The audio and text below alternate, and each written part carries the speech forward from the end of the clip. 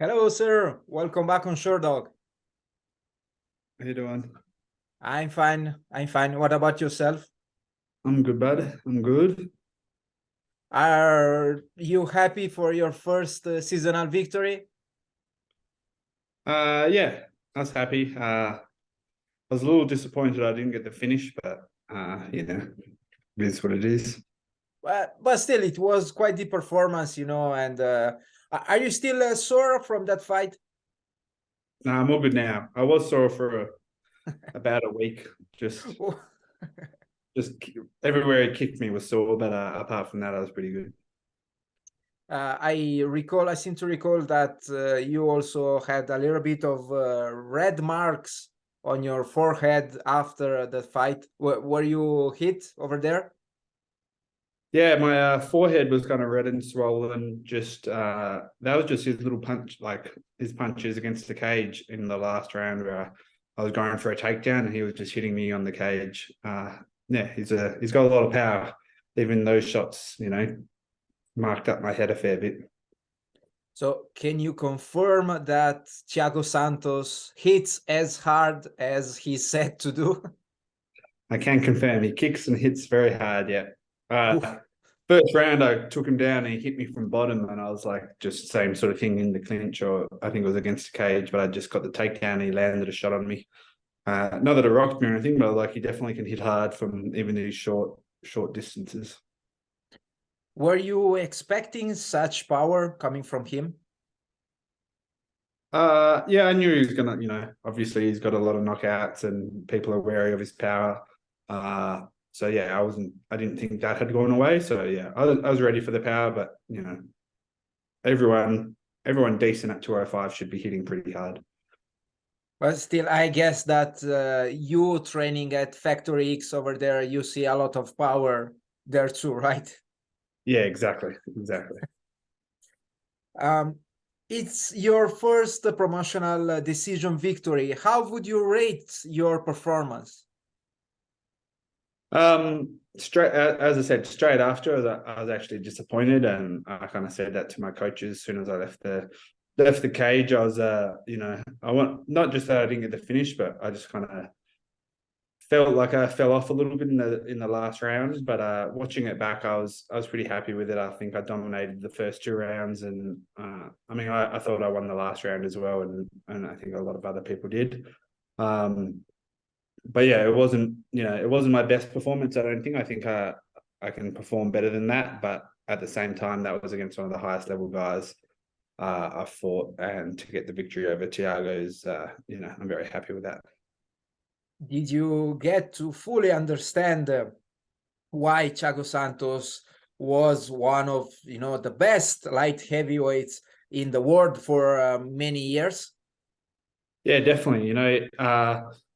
We had a good game plan, and if I wasn't putting the pressure on him and kind of let him get his kicks off and get going, you can see how much power he's got, and obviously he's very technical as well and knows when to use it. So the game plan was to pressure him and not kind of let him get his kicks off too much and kind of let him get going, which I think I did very well. But a few days later, it kind of hit me. I was just driving, having some time off with my girlfriend, and kind of hit me that I just fought and beat Thiago Santos, and I was very happy about it.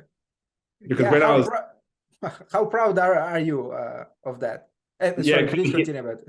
Yeah, no, that's what I was just saying. It kind of hit me because, say, when I got released from the UFC and I was making the decision to move up to light heavyweight, he was one of the guys that I'd be watching and he'd be knocking everyone out, and I was kind of like, I don't want to go up and fight people like that. He's a scary man. But so it kind of hit me after that. At one point, he was the reason I was like hesitant to go up to light heavyweight, and then I just fought and beat him. So it's a cool experience. Yeah, and he used to fight at middleweight as well, if I'm not wrong, right? In his career, he fought at 185. Yeah. He moved up also. Yeah. And what was your best weapon in that fight, in your opinion?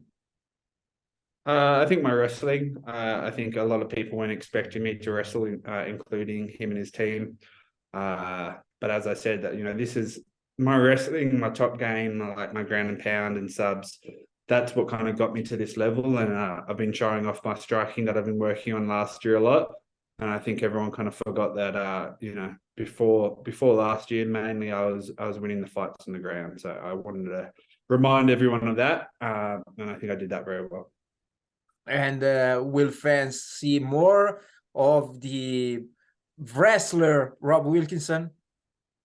There's a good chance. There's a good chance. I do prefer getting a first round knockout though, because it's a lot less tiring on your body, and you're not as sore afterwards. But I'm always happy to go wherever the fight. Like I can dictate where the fight goes, and I'll take it wherever I think is the best chance of me winning.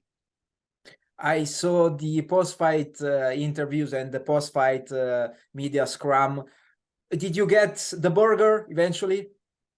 I did. I had. I didn't actually. When I got a burger that night, it wasn't that great, but I've had a fair few since then. So, oh, is it good not to follow the diet for a little while, right?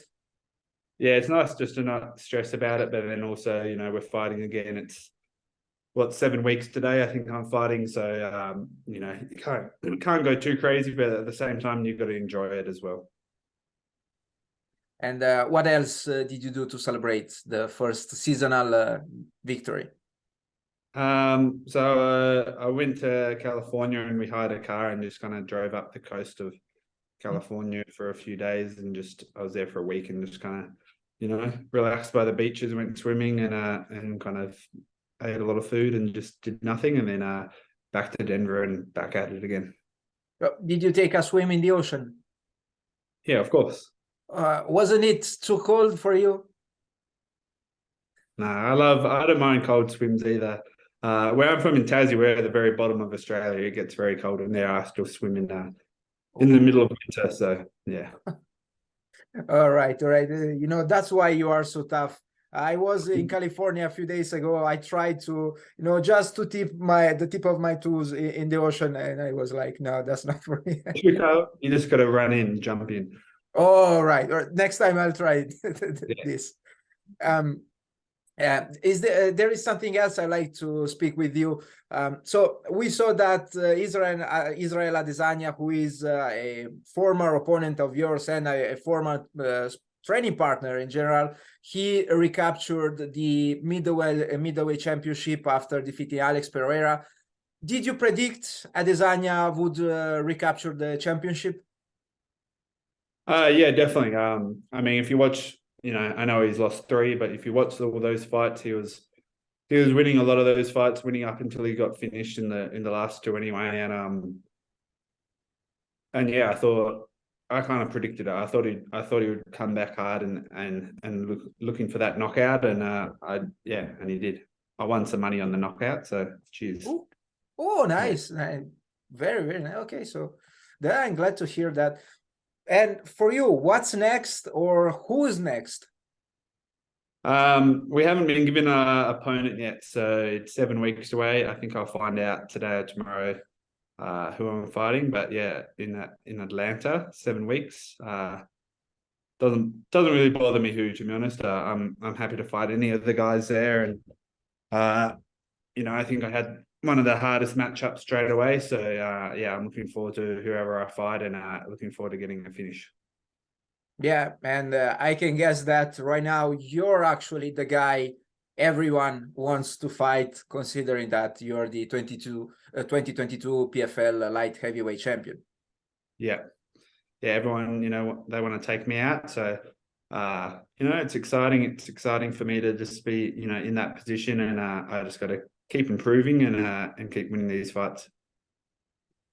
Rob, thank you very much for giving us a little bit of your time today. Best of luck. Hopefully, I will hear again from you before your next fight.